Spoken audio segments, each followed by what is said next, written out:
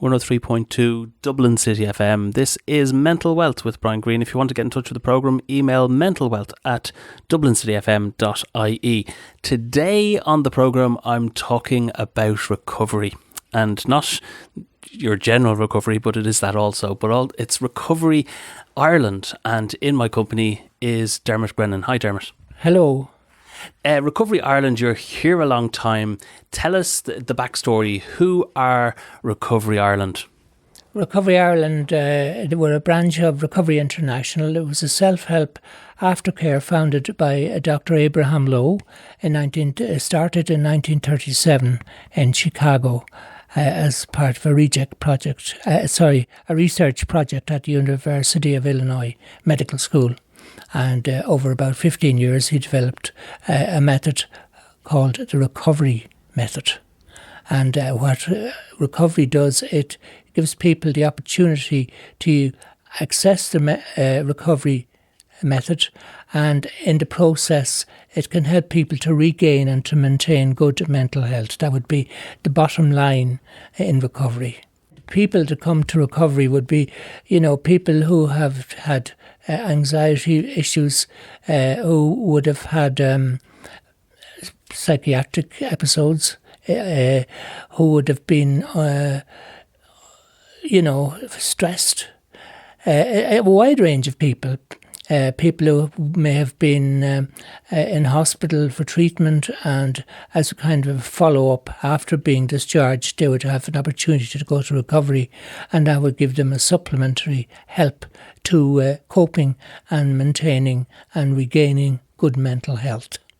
You say this is comes from the 30s. Tell us a bit about its founder and how he came to develop the recovery method.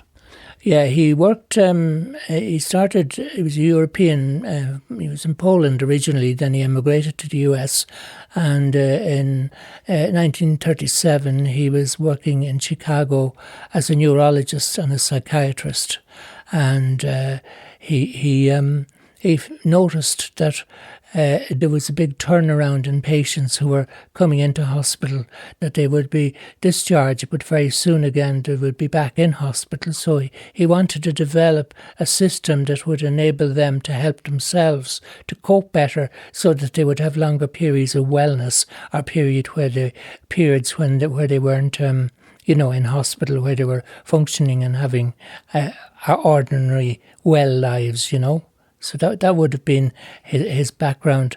And he started the program then. He developed the program actually with his own patients initially over a period of 15 years. And he wrote a book called Mental Health Through Will Training. And this formed, if you like, the basis then for training people in the techniques of recovery. And in the techniques of recovery, one can, apply that to daily living. And as a result, then more and more people became involved, and more people gained the benefit of the programme, and the quality of their mental health improved because they were able to cope better, and things were less. They were able to manage stressful experiences that they would get from time to time. And you've mentioned a bit there of how the method is, comes about. How does it actually work? Is it like a stepped program, and is it tools that people learn so that when they're not at a meeting and during the week they can apply themselves? Yeah, I think one of the textbooks describes it as reframing and positive self-talk. That's really to put it down to one sense. And Dr. Lowe would have described it as simple spotting of temper and control of thought and muscle. And is this about then the conversation you have with yourself? Exactly, yeah. And so is it compassion, self-compassion? Well, I wouldn't call it precisely in those terms, but the central thing in the idea is to get well you have to excuse rather than accuse. And he developed the concept of temper, and temper is antipathy plus the judgment of right and wrong. And it's we're told in recovery that produces nervous symptoms, prolonged symptoms, and increases anxiety levels when we have temper. and we retain it. In recovery, he broke temper into two streams, into angry temper, that's towards items and events outside yourself, other people or situations. And fear temper would be inner temper directed towards fear of maybe mental or physical collapse or the permanent handicap or those kind of thing. He uses kind of jargony terms. He talked about the temperamental lingo, that's the language of temper, and the symptomatic idiom, the nervous symptoms tell you there's danger. And if you listen to that too long, you become anxious and you get more and more strong symptoms. And this is the basis for a lot of people having issues demanding treatment or, psychiatric support in that situation. So is it the kind of the language that you use when you're having that conversation, and is it kind of framing that in a more positive way rather than the negative? Is it dispensing with the negative and putting in a little bit more positive? It is actually. It means it's alarmist. One of Dr. Lowe's slogans is that language, if used glibly, can be alarmist or defeatist. And he stresses the importance of objectivity.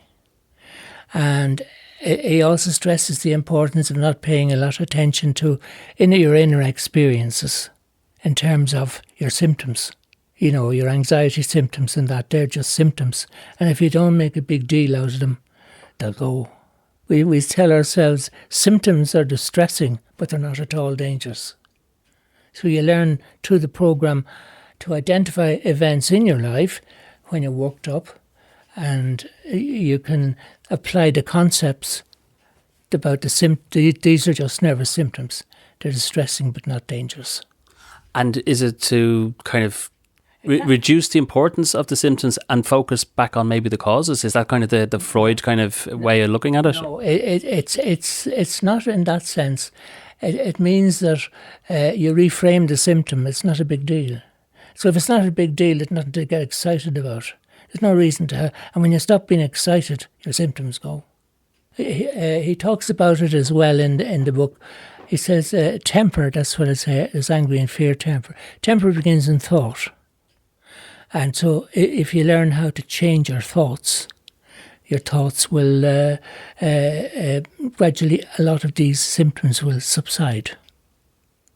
And how do you change your thoughts? What's the kind of introduction piece to that?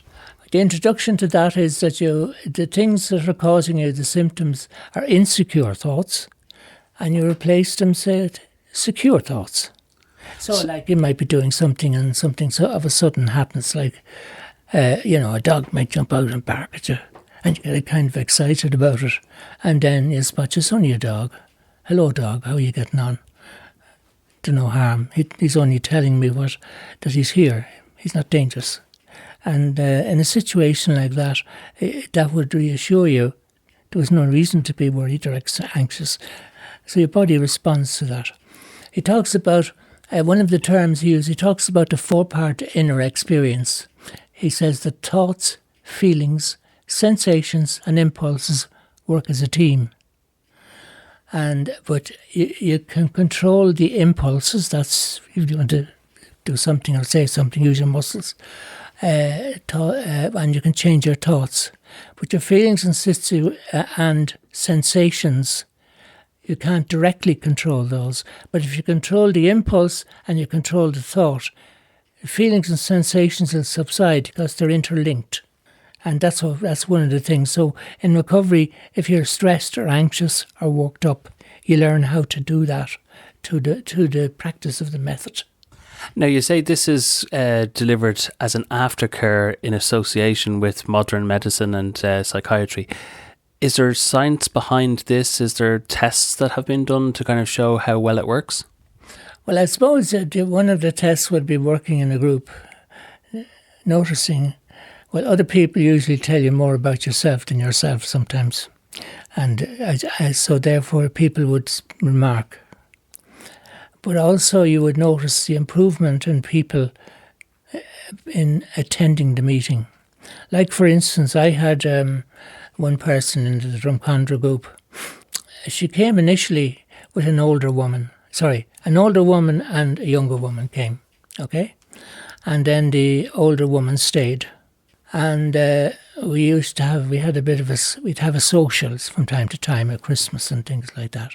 So at a social about 6 to 8 months later, our husband of the lady who was coming, this is the older lady, came along and shook my hand, and he says, "You've cured my wife." I said, "How is that?" "Oh," he says, "since she started going to the meetings, she's able to go to Australia now to visit our children, and she would never leave the house." So she was able to change her approach and handle stress situations that in previous times would have terrified her and stopped her and impaired her from participating. So that would be not untypical. Now you mightn't get people wouldn't be as dramatic as that, but you would have a lot of little victories like that over your fear side of your being, you know. Is Recovery Ireland a quiet storm in that it's working away in the background without any fanfare or noise, and it just keeps on doing its work? Like, you're working like near on 40 years with your group? Yeah, I'm working 40 years, yeah. Well, we just work with our people. A lot of the promotion of it comes from, we do get periodic big media outings, you know. We have had TV programmes and that occasionally now, and this over 40 years, maybe 3 or 4 times. But majority of people who come to recovery would, some people nowadays would see it on the internet, but a lot of people would be word of mouth. So in other words, they'd see someone in their community and the person would mention that, "Why don't you try in the recovery meeting down in Griffith Avenue, it's on now, Tuesday night, and you can come." And are you everywhere, or are you in select places? Like, would you cover postal districts of Dublin, or how does it work?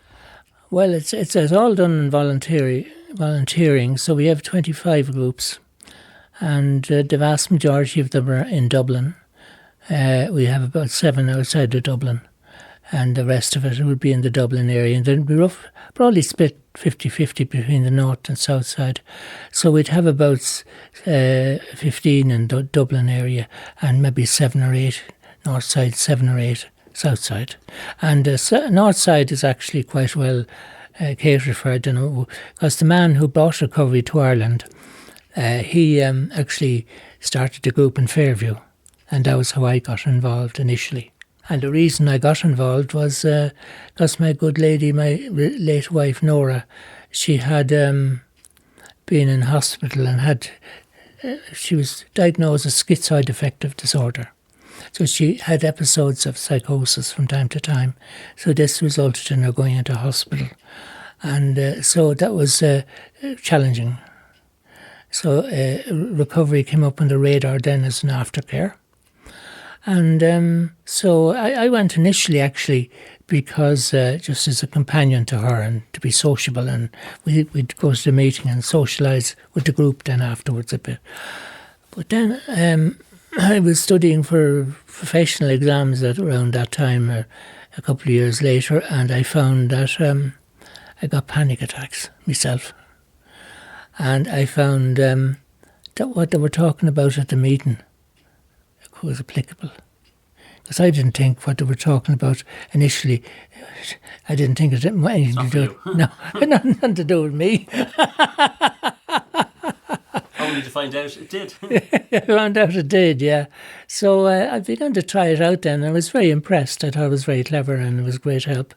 And so I volunteered then to become assistant leader in Fairview then.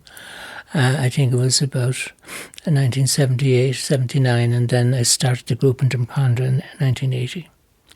And then, so I became involved then as a volunteer in recovery. I was involved in the marketing side, they call it, and the PR side of it, a little bit in the area. I became involved then, they asked me to become treasurer, I think it was 84, so I was treasurer then for about 15 years. And then I took early retirement from where I was working for, and then I was asked to become area leader here. So I worked here then. That was all as a volunteer, you know.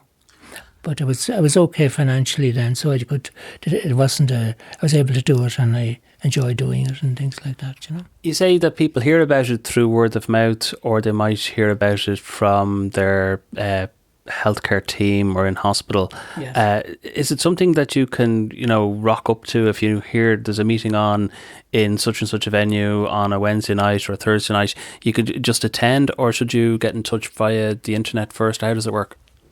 Well, of course, the timetable and the schedule would be there on the internet, and so that whatever night suits you, where you live and all that kind of stuff, that would be the personal choice. No, it's open to the public. It's open-ended. It's anonymous in the sense that you just give your first name in the meeting. You can be as anonymous as you want to be. So it's that kind of thing. Could you describe a meeting? Like, is it a round circle and everybody has a chat, or is it led by an expert? How does it work? It's one of the key elements of Dr. Lowe's program is structured. So it's a kind of each meeting starts off with, there would be a reading from one of Dr. Lowe's books. Could be Mental Health, Will Training, Manage Your Fear, Manage Your Anger, or selections from Dr. Lowe's writings, one of those. You'd read a chapter of that, and each person in the group then would have a chance to read a few paragraphs from each, and so everyone would get a chance to that. And then the next section of the thing would be meeting would be a panel period, panel example period, and that would be where a person would be invited to present an incident in their lives where something happened and they got excited, they got what we call worked up, they got symptoms, and how they identified the symptoms, spotted. They use the term spotting in the thing. They spot their thoughts, like that they had negative thoughts, and they catch themselves doing something. Is it like they catch themselves? Now they would be say reporting it to the group. Now sometimes, for instance, if you had a row with the boss or something at work, and it was coming in and out of your mind, and you were a bit iffy about it, there would be a thing called an "I need help" element. So you would always encourage people to give an example where they were still worked up, they had a row with someone. Yeah. How do I get out of this? How do I get out of this situation that I'm feeling lousy and blah blah blah, or I have to go for a job interview on Monday and I can't get it out of my head. That would be give them. They would describe in 4 steps. They would describe the event first, and then they would describe their inner reactions, thoughts and feelings, and the issues that were going through their head, and the physical sensations that they would have had. And then in step 3, they would explain to people what recovery tools they had used to deal with the situation. So they would bring in, say, some slogans from the book that were directly applicable to their own situation in that particular point. And then the 4th part of that then would be they would describe the difference between what would have happened if we didn't know anything about recovery in a situation like that, and how they would have felt or how they would have dealt with it. So they would be able to compare and contrast when they didn't know what to do and when they did know what to do from the programme. So that would be presented by usually 4 individuals, one at a time. And after each person had spoken, there would be silence for 10 minutes when the other members of the group would try and apply recovery spots or slogans or thoughts to the event that the person said, So they would say, like, you tell them your symptoms are distressing but not dangerous. Thoughts will come and go if you let them, and don't attach danger to them. Endorse yourself for the effort. The endorsement is a term we use in recovery. You give yourself a mental pat on the back. I do okay there? Yes. I was okay. That was what an ordinary person would do. I was what we use the term average. I was average. And that's what we all aim to be. What would a normal person do in a situation like that?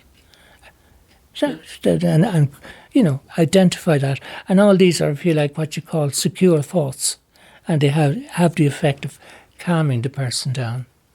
It sounds like a very good group help, because let's say, just, I don't want to be flippant, but if it was gardening and you had a problem with your tomatoes and you were able to go to a group of experts who had solutions because they'd done it before, it sounds a bit like that, but for a much more serious topic than gardening. Yes, yeah.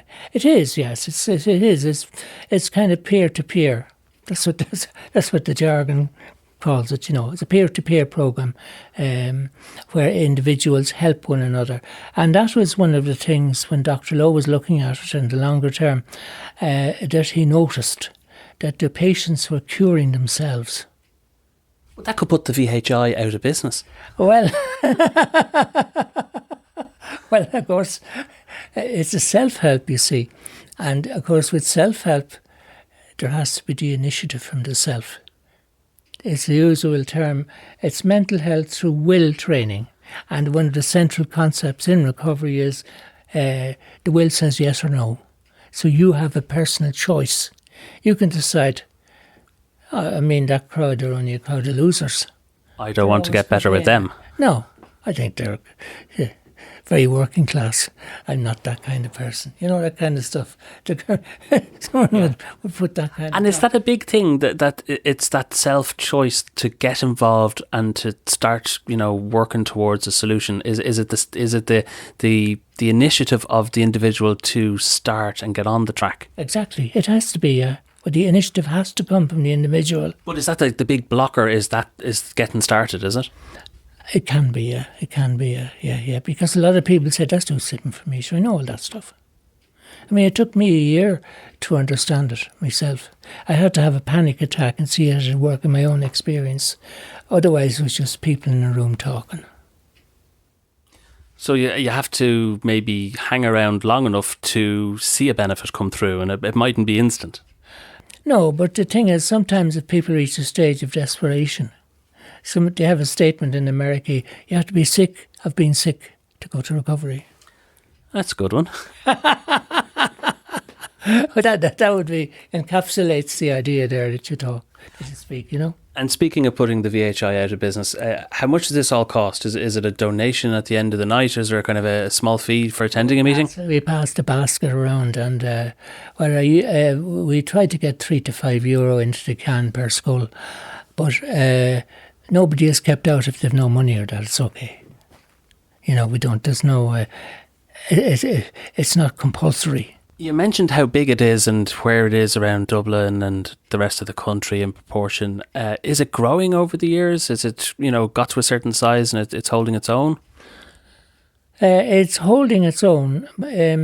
It's holding its own, and it has a lot of, nowadays there are far more alternatives to that in that particular sphere.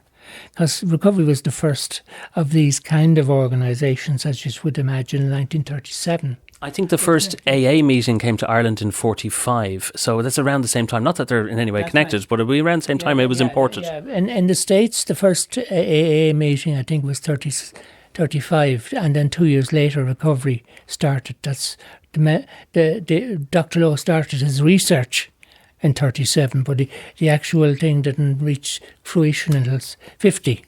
So it reached that. But the thing about it was that in the 90s, there was a big sensational discovery by the mental health community that self-help helped.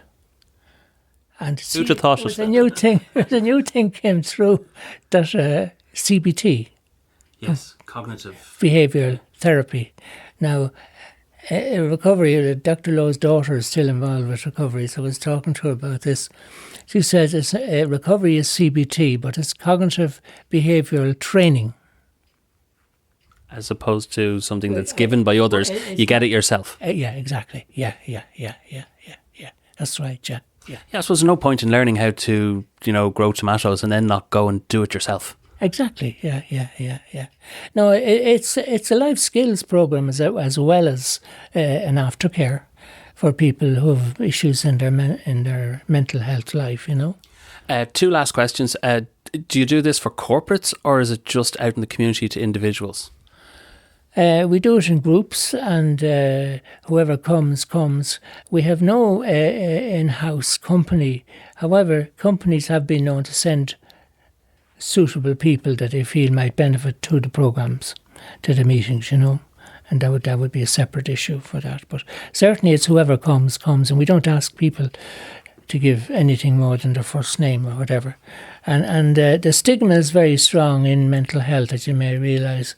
And so we would have people who would come initially and they give one name, Seamus. And then you discover maybe later the name was Brian. That's okay. I am Brian. Sorry about that. That's okay. You can call me Seamus.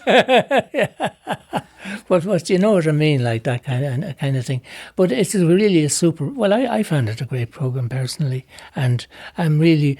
Probably the most enjoyable part of me as a volunteer is running the weekly meetings. Because to see that people improving and using the programme in their lives, in their daily lives, for coping with situations that, that previously they would never have been able to cope with.